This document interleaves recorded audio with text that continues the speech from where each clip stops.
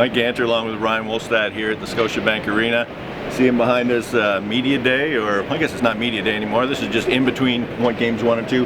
Ryan, you got a good look at KD, Kevin Durant coming in and made some astute observations. Yeah, what did you see there? Kevin Durant walked in without a limp that I could see. He was in flip-flops. It's amazing to see how skinny that guy's legs are. It's incredible. Like, no wonder he's injured a lot. No, but it's just when you see it, you're like, wow, that's crazy. Anyway, he walked in, no limp, looked pretty good.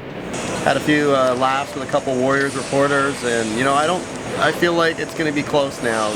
Steve Kerr said he's got to go through a practice. He said he was unlikely for tomorrow's game, but he ruled him out. He ruled him out. Okay, yeah, he's out for tomorrow's game for sure. So no KD in game 2, but it sounds like game 3 might be a possibility. I think, yeah, the way he's looking, I think you'll see him then. And I mean, you know, to say he changes the series is probably the biggest understatement you could make about this series. Yeah, for sure. I mean, he's one of the best players ever. He's probably the most dominant offensive force on the planet at his size with his shooting ability. So he will add quite a bit whenever he comes back. And speaking of a guy who is a destroying offensive force, I mean, what do you think of Kawhi today? Yeah, Kawhi had a good sit down with the media.